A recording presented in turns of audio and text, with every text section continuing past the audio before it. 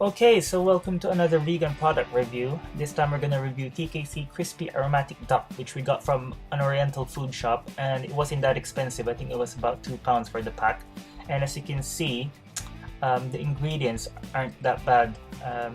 It's not that much actually. So this is what it looks like when it comes out of the pack frozen.